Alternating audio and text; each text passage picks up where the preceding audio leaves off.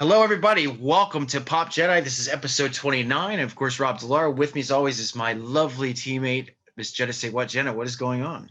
Not too much. I just had some dinner, so I hope I don't have too much on my face. There you go. You're just eating boys. It's okay. It's just okay. Yeah. So again, we just want to thank you again for your continued love and support when it comes to the show. We have our What If episode, What If Part 1, that's available right now if you guys haven't checked it out. And, just be sure to like and subscribe, leave some comments. We're definitely, trying to help the algorithm when it comes to the show and get us out to a broader audience. So like and subscribe, hit that bell for all, brand new episodes. And again, we just really thank you for joining us in our journey. This episode in particular is going to focus on a 2009 cult classic that thankfully is being re-examined by a lot of people and, being seen for the work of art that it is when it comes to its messages and, its horror and of course its comedy. But this is also going to bring us into a territory where it's Halloween season. So this is going to be the first technical horror movie that we're going to be talking about. And we got a lot of great stuff in store when it comes to the terror fans, because I've been in the horror genre myself for 13 years. Jenna is a massive major horror fan as well. So Obviously. this is not strange territory for us at all. So we're really excited to get into the Halloween season. But we are going to continue to bring the geek news, which we do have a little bit of news this week when it comes to Top Jedi. So Jenna, we're going to start with you. What is going on in Top Jedi this week? Oh man, if I've ever seen some division on this one, my God, Lost Boys. Yeah. As we covered a few weeks ago, if you haven't checked out that episode, please go check out that episode because it is really good. Please, please, please. So on to the Lost Boys. They are doing a remake, and it looks like Noah Jupe from A Quiet Place, Jaden Martell from It and Stranger Things. You also have Randy McKinnon, who is Static Shock, which I'm like, yes. And Jonathan Entwistle is directing it. So we're seeing some serious division on this because there are some people being like angry that they're remaking it because how dare you touch that, which I mean, it is a cult classic. However, you know what? I'm okay with this being remade. We're not getting rid of the first one. It's not like it's being destroyed. It's not like we're taking every copy from your homes and throwing it into a vault and never letting you have it again. Yeah. So you will always have that movie. So calm down, people. Let other people enjoy this because we are getting potentially a POC Lost Boy, which I mean, honestly, I think we deserve that. We don't see a whole lot of POC vampires. And I think that this is much needed. I think that this is going to be a nice reboot. If you watch it, please keep them separate. Just watch them as separate entities. Enjoy it. But please, for God's sakes, give us an oiled up sax man. Please do it. And a bunch of mullets. Please. Please. That's all we ask. Oiled up sax man and mullets. Well, I think here's why I don't have an issue with it, with any remake, honestly. And this is, something that was mentioned by Sam Raimi years ago. And that's simply, when it comes to remakes, it's like sitting in front of a campfire. Not everybody's going to tell the same story the same way. And the thing that people have to remember is, when this movie came out in the 80s, I mean, this is like, it was like a turning point for all of us, when we were young. So what is it going to really affect if it actually gains a new generation of fans in terms of, the actual story itself, and it inspires other young people to, be either fans of horror or directors or whatever. I don't ever see a problem with a remake. And like you said, Agreed. The versions, that we love is never going to go away. I don't know. Honestly, when it comes to any remake, especially this one, I do like, Jaden Martell and Noah Jupe, in these lead roles. I don't see any issue with it at all. I mean, really, there's not too much else to say about it, but I support it. I do. Here at Pop Jedi, we support it. And I just wanted to bring this to the forefront. Well, I mean, there's a couple things, this would have been the great moment to honor somebody like Michael K. Williams, who just passed in his career, especially with his nomination for Lovecraft Country. We're not really appreciative of the fact that, you know, all the POC nominees were snubbed. But the, you know, since this is Pop Jedi, I think it's who you to mention this as well. And, you know, just to, you know, put it out to people that, you know, there are these, you know, bigger, you know, like shows like The Crown. I loved, you know, The Queen's Gambit. I love Anya Taylor-Joy. But when it comes to genre, it's still getting the short end of the stick. If it wasn't, then American Horror Story would be nominated like 10 times over already. Yep. But WandaVision, you know, like it made its little stride when it came to the actual creative Emmys. But I didn't really like parade it around, you know, as a Marvel fan that like, you know, oh, it's going to sweep, because I knew it wasn't.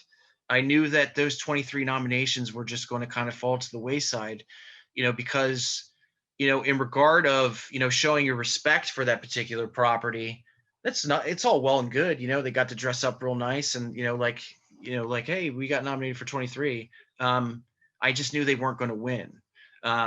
Because, you know, again, like, you know, like horror or, you know, sci-fi or, you know, like, you know, especially a comic book property is not going to get the love that it deserves when it comes to award wins. And it's just really disheartening to me, because although I've never seen The Crown, and I absolutely congratulate, you know, these actors on these other shows, Elizabeth Olsen was definitely like given the short end of the stick. Yep. There were a lot of people that were given the short end of the stick, I believe. But yeah, I think she was definitely. If you go back and you look at all her performances, and I say all of her performances in WandaVision because, you know, she was, you know, playing the, you know, the 50s, you know, the 50s woman, the 60s woman, the 70s woman. Yeah, she did so many different things. She did like Samantha from Bewitched. She was very much like Lucy. She was very much like Modern Family. Like she did so many genres of, you know, television shows, and especially the older ones. And she had that kind of mannerism to each of them. It was impressive. Yeah, it was the best way to put it. It was a beautifully schizophrenic performance because she had so much to do all at one time. You know what I mean? Playing all these different eras, and like you said, you know, like, you know, just showing all these inflections of all these different, you know, eras and shows, and you know this and that. It pains me that she, you know, she didn't win. But you know, like, I guess there's really not much else to say about that in terms, you know, just the fact that, you know, we are a pop culture show, we are a geek show, and you know, I just wish that these, you know, even when it comes to something like Lovecraft Country, I mean, Lovecraft Country was, you know, didn't win a damn thing. You know, and its message was straightforward and dark and important, and you know, like even something like WandaVision, you know, played on the, you know, the idea of, you know, like somebody having a mental break, and it was really well done. You know, it wasn't just a Marvel show. It was a Marvel property that we've never seen before and probably never will again. And you know, it just it was kind of hurtful that she didn't win. I guess is the point of all of this. So congratulations, kind of, because it's only 19 years in the making, but congratulations to Elvira and Tessa Weirson. So they came out and they've been a couple for 19 years. So congratulations. I'm so happy for them. I'm so glad that we can enjoy this moment for them as well. I was excited because I'm like, yes, she's on our team. So I'm probably not the only one that thought that, but no, you're definitely not. However, I'm so happy. I'm so proud. I'm glad that she felt safe enough to come out to us. So we love you, Cassandra. We love you so much, and we're so happy for you. And on top of that, she has more news. She is doing the Shudder 40th anniversary. This blows my mind. Scary, very special marathon. That's her from the get-go. So I know that I'm excited to watch this. Yeah, I have a little bit of experience with Cassandra. Cassandra was actually one of the first interviews that I did back in 2010. And a couple years ago when she celebrated another career anniversary, she actually contacted me personally, which was crazy. Saying, I want you to be part of the junket, where we actually have a conversation with each other. I guess, because she felt comfortable, and Yes. it was amazing that she, she thought of me that in that way, that she can actually just, have this relationship and have it be completely out in the open.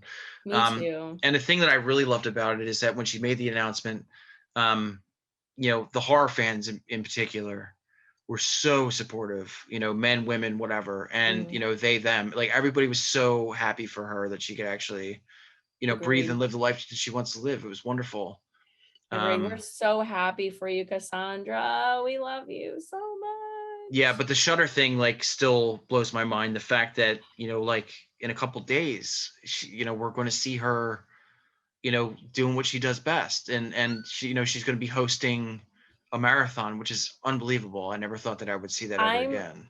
I'm so excited. I am Me really, too. really excited to see what Shutter pulls out. And the fact that they are bringing Elvira back into the fold for this is just, uh, it makes up for the absolute hellscape that was 2020.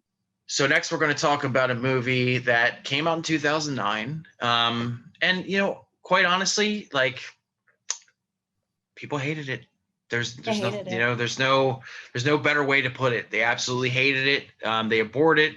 They, they spat on it. They, didn't give it a fair shake when it came to criticism. And, like, of course, we're talking about the 2009 cult classic Jennifer's Body, which again, thankfully has been re-examined by critics and fans alike. And I think it definitely has a more loyal following than it ever did. Agreed. During its release, of course. So a little bit of backstory when it comes to Jennifer's Body, and I'm sure this is something that Jenna also remembers. It did come out in 2009. It is a 20th Century Fox property, which is really funny because it is actually a Disney property now. So she's a Disney princess. It's canon. Well, there is a scene where Needy actually dresses up like a princess, technically, for the prom. So, Needy and Jennifer, both Disney princesses. It's canon. There you go. Got that down.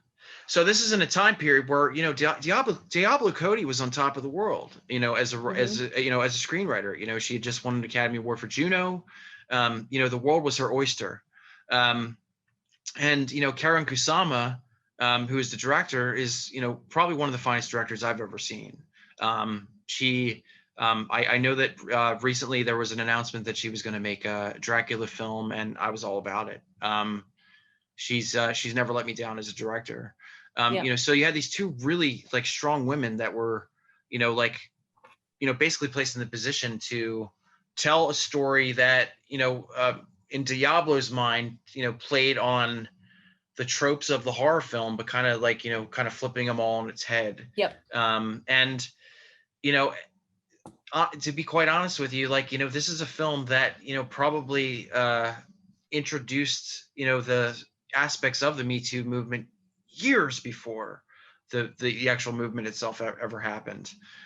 There were so many different, ideas in this film that were so important that people never saw, because 20th Century Fox promoted this film as 20th Century Fox, Miss Sexy Megan Fox. Here she is on the screen. Here's her bosom. Here's her, here's her legs. Yeah. And that's what it was promoted as. And it was geared towards 15-year-old boys, which, if you have seen Jennifer's Body, they're not the demographic.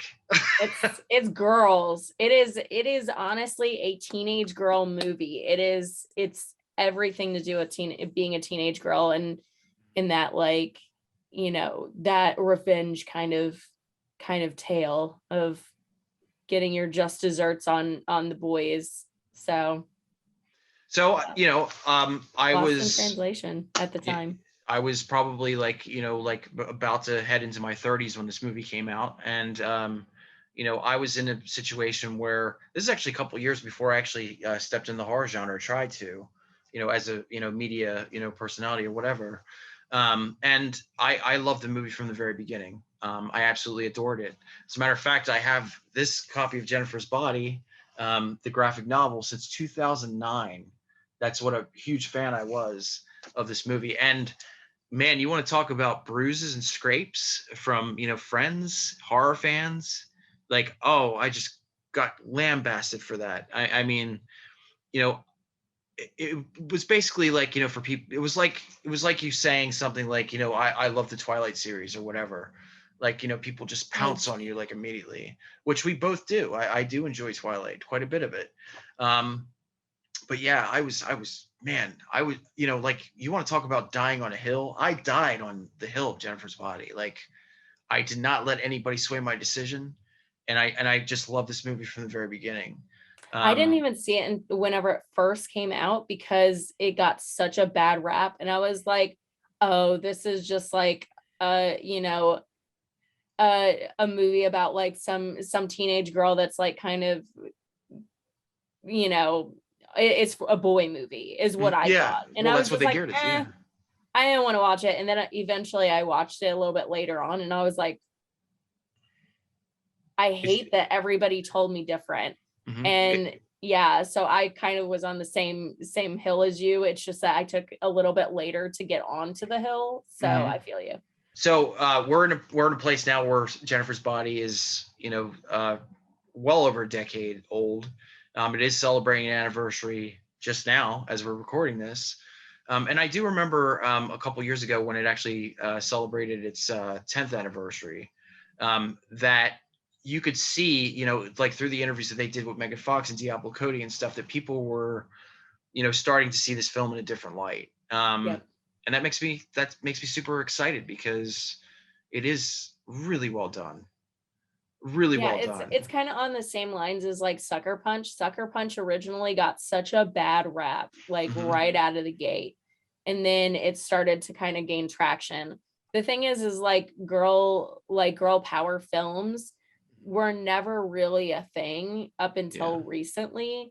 And these movies were far beyond their time. Like they were living in 2021 whenever like everything else was like in the 90s and early 2000s and mid 2000s. That stuff didn't really catch the audience like it does now, where a woman can watch Jennifer's Body now and be like, oh, I get it, this is good, this is real good. Or like watching Sucker Punch for another example, it's like, wow, yeah, this is deep. Like the marks were missed at the time, however they were just way ahead of their time is really what this boils down to. I'm certain as a woman, I think this I would be remiss to not say that this movie speaks differently to you than it does to me, right? Oh, I'm sure, like absolutely. Yeah. As far as like Jennifer goes, like she's kind of a bitch.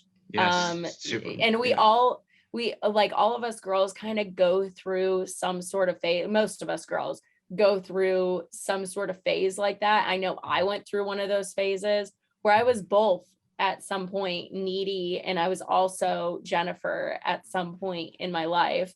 So it's nice to see that kind of dichotomy where you have needy that's like, she's a lot more chill. She's the friend. She's the one that like really is kind of being bullied by Jennifer, but she knows that this is probably more of a phase. Yeah. She sees the good in Jennifer. And unfortunately, like I've had situations where I've done that, where my best friend has been in that position where she had to just sit there on the sidelines and wait for me to snap out of my like total bitch phase. So like it's very close to my heart, where I can understand both of their sides. I can understand both of how their brains are working. It is a girl movie. It is truthfully a girl movie. But in the shadows of that spotlight is needy, is like, I mean, let's be honest. I mean, like, needy is just as beautiful as Jennifer. Oh, absolutely. And she's supposed to be like the Velma type, like sort of, with the glasses and, kind of like, very timid or whatever, or more timid than Jennifer. But it's Amanda Seyfried. So, I thought that was an interesting dichotomy, is that Needy could have easily been Jennifer at any moment. Oh yeah, absolutely. And I think that's something that really, like, kind of was an affliction to their relationship, is that Megan knew that, like Jennifer knew that Needy was, possibly a threat. There was a lot of like obvious jealousy between the two of them. And I mean, as a teenager and growing up in a time period, like, because like we're talking, and I'm going to age myself on this one, but like I graduated high school in 2004, but like in that time period, us girls were totally pinned against each other on a regular basis. Most certainly, yeah. And it was always like you would be vile to someone because you were jealous of, like, oh, I wish I had a big booty, I'm gonna hate on this girl, or like, and you would just call them names or do whatever. And that was like kind of the societal norm back in those days. Thank God it is changing, because like now I can like tell girls that they're pretty, randomly, and it's just like it's a lot more like positive. It's much more of like girls supporting girls, whereas back in that time it was very much like girls against girls. Yeah, most definitely. And that shows specifically in those, in Needy and Jennifer, is like you can tell that they absolutely love each other, whether or not that's anything more than a friendship, whatever, but you can tell that they really truthfully love each other and that they care about each other. But there is some serious jealousy underneath that surface that's just boiling. And I feel like nowadays that really wouldn't be a thing. But I do appreciate that, because that was very much a symbol of the times back then. Let's talk about the plot a little bit. So this is actually based in a small shitty town called Devil's Kettle, which is based in Minnesota in the movie.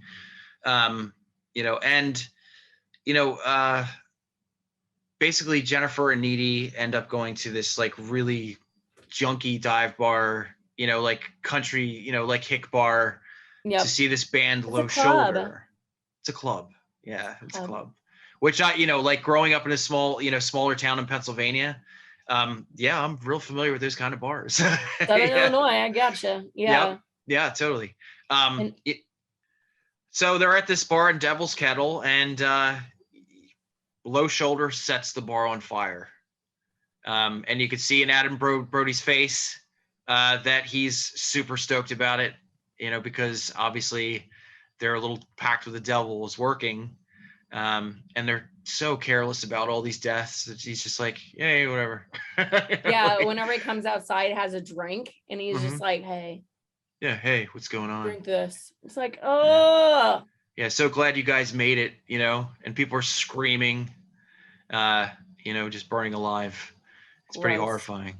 But yeah, this is an interesting thing because, like this is where things, obviously take a dark turn. And even though they are, certainly comedic in so many ways, I think this is exactly where, Diablo was introducing, this Me Too aspect.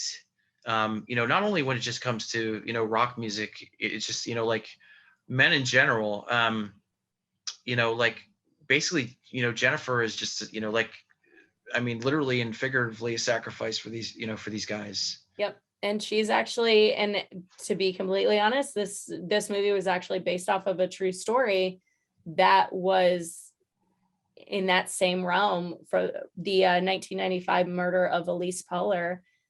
She left her home to meet three teenage boys, and they killed her. They stabbed her 12 times. And she unfortunately did not die from those wounds, and she bled to death. And they were actually sacrificing her to Satan for their metal band, so they could, it wasn't for fame or anything, but it was to like play faster or something like that. But this poor teenage girl ended up losing her life to these three absolute assholes.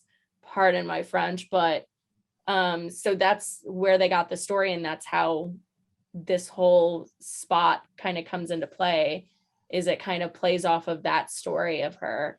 and her tragic death. Yeah, and this is also the brilliance of Karyn Kusama and Diablo Cody as a team, because when I see the sacrifice scene, it reminded me of the way Stanley Kubrick sort of presented Clockwork Orange. Like we're looking at Alex and his droogies raping a man's wife, and it is sort of in a way comedic in the fact of him singing in the rain, wearing a mask that kind of looks very phallic.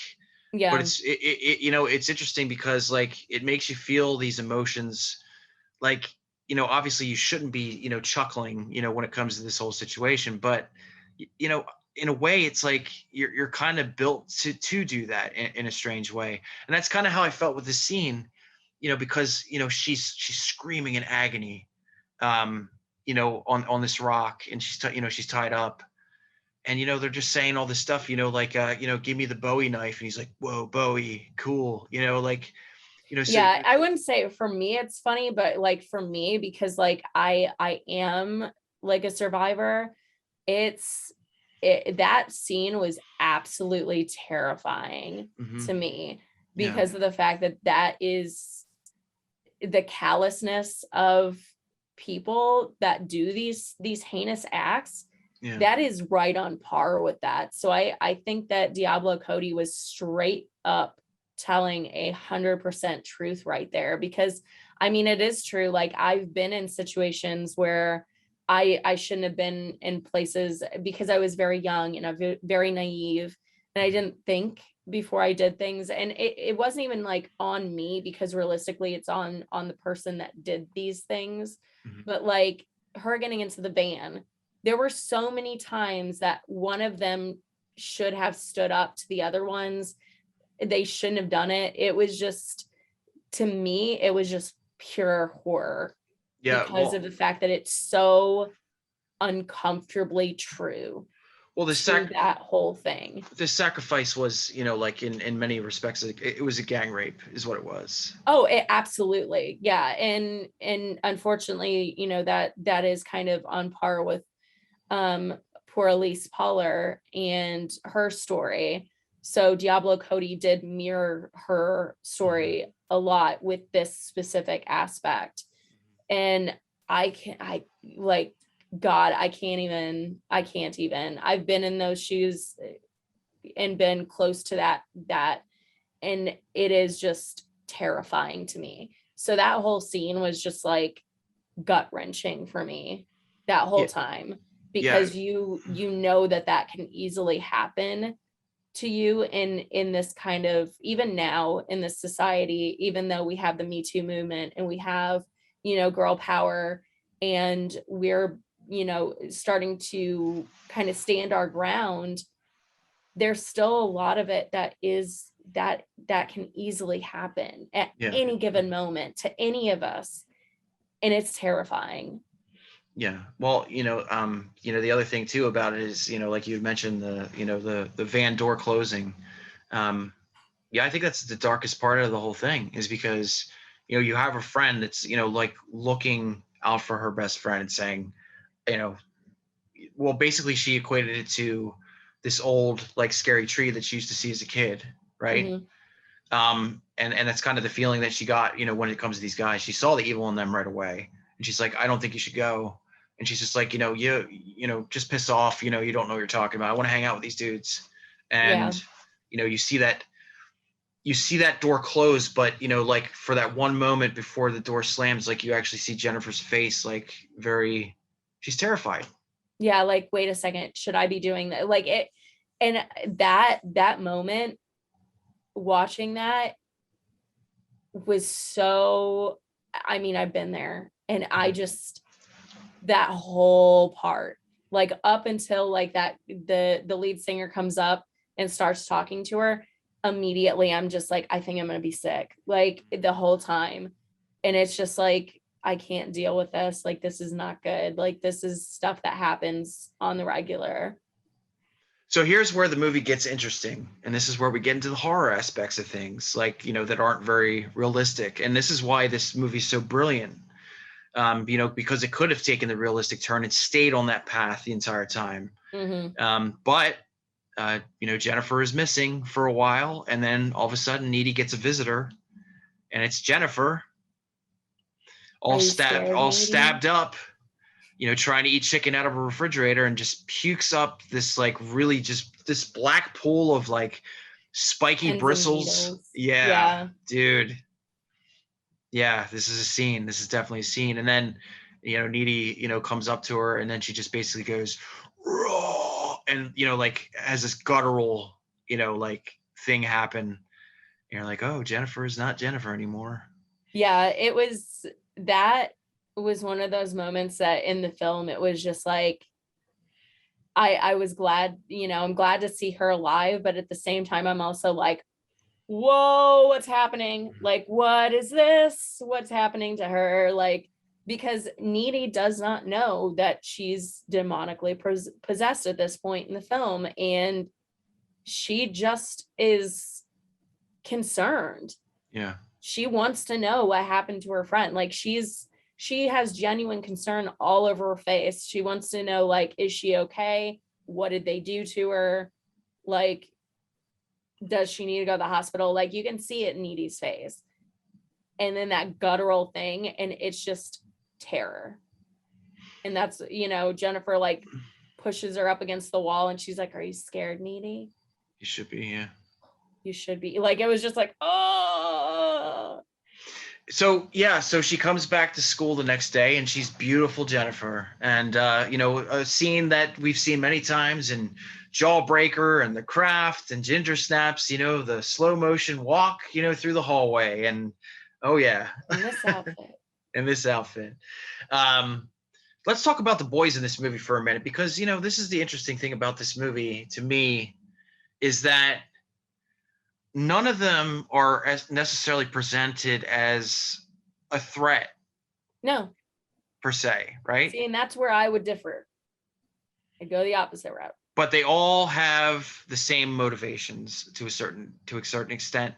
And even Chip at the end of the movie is, like really like just, he just can't help himself. Like, she's so beautiful that, like I wouldn't necessarily say, cheats, but possibilities there. Jennifer is such a weapon when it comes to, like her sexuality and the way she, presents herself and all that stuff that, I mean, like, she already knew that she had that before the transition. That's why she was like, oh, I can get us shots. And she likes to eat boys, and it doesn't matter who it is. She's not particular at all. And that's what, that's the cool thing about this movie, is that, like, these guys aren't necessarily threats, but, like, they are definitely like all caught in the web of Jennifer's sexuality, when it all comes down to it, because, they're all trying to get with her, of course. But they all have these personalities of, you got this one jock who just misses his friend. Yeah. His friend, got burned in the fire. And, like, she uses him as, as food, apparent, obviously. And the same thing with Colin, the emo kid, that, invites her to see the Rocky Horror Picture Show. And she goes, I'm sorry, I'm not in this, I'm not in sports movies. Yeah, that like, and the look on his face where he's like, okay. Mm-hmm. It's priceless. Yeah. And, and Chip is like, is a very loyal boyfriend. Like, he loves Needy, absolutely adores her. So, like, these guys aren't necessarily the threats. The only real threat in this movie is, Low Shoulder themselves. I would have went after him first. I'm just saying.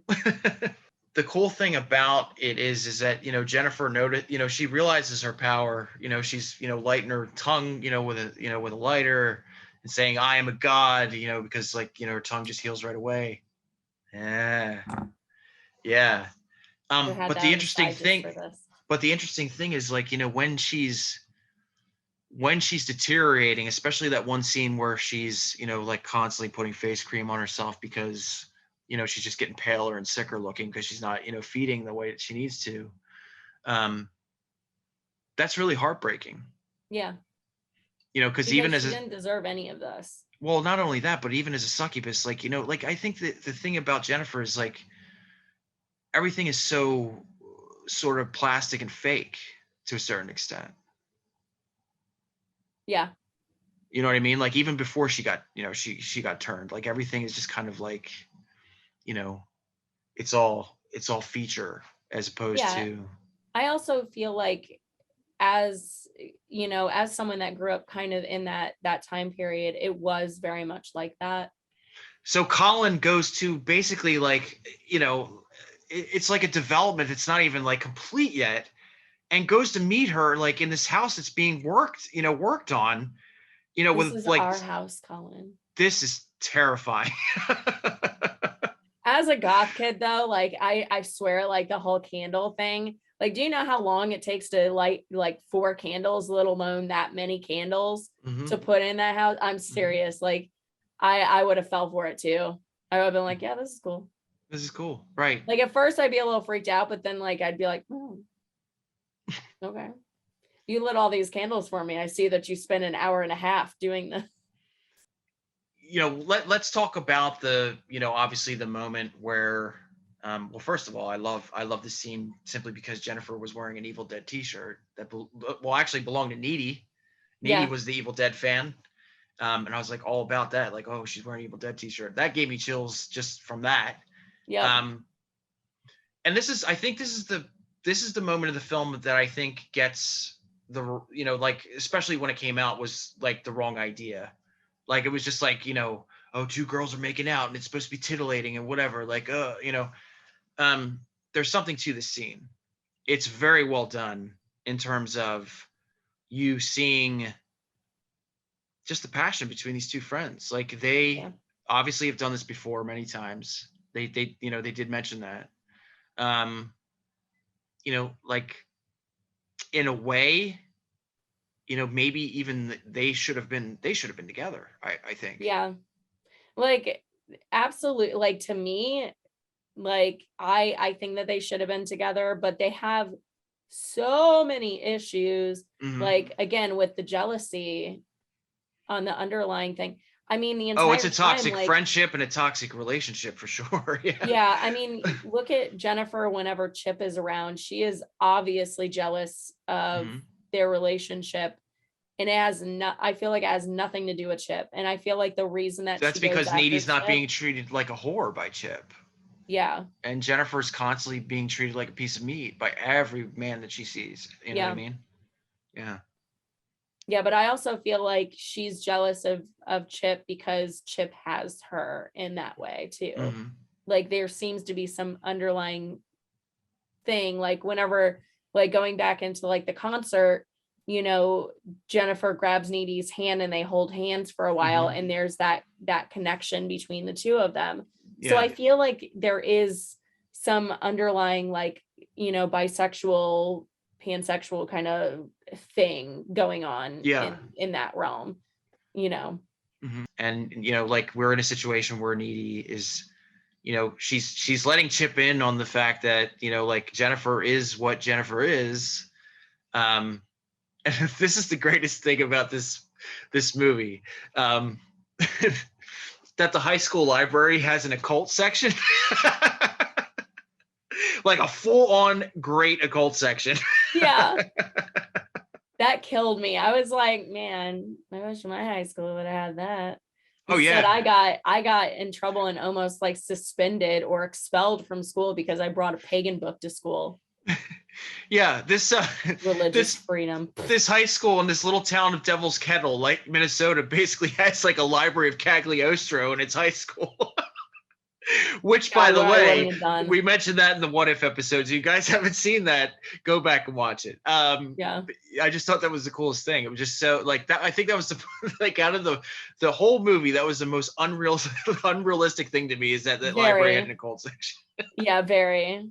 I was like, the Midwest isn't going to do that. Are you kidding me? Like, come on. So yeah, Low Shoulder is playing the high school. And because of what they did to Jennifer, of course, there are monster hit, and everywhere you go, everywhere you look, everywhere it's through the trees.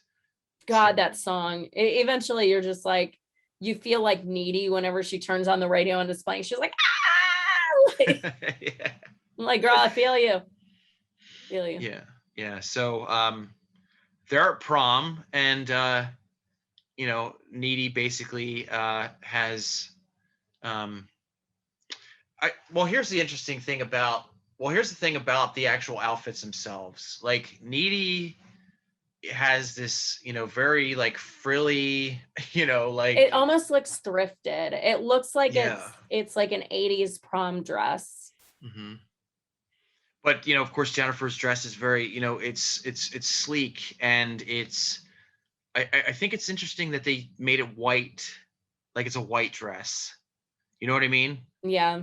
Like, because obviously when you equate white, you're thinking, wedding, and it's Pure virginal and this and that, purity. right? Yeah, purity. And there's no purity left in Jennifer at all. Like, Yeah. yeah. I think So that was deliberate. It was for the symbolism, but also I feel like it was also to like if she was wearing like a red dress, which is more symbolic of being like, oh, the unholy color, or like, whatever. But like the blood wouldn't have shown up as well either. So I feel like it was also a costume choice on the making sure that blood was also going to show up. yeah. But I also think that they went with white because of the whole like purity kind of thing. Well, she's almost in an interesting way. It's like, for that moment, like even though they were, technically, I guess, broken up at that point, like, it's almost like, she's taking purity away from Chip, when it comes to his actual love for Needy, just for that moment.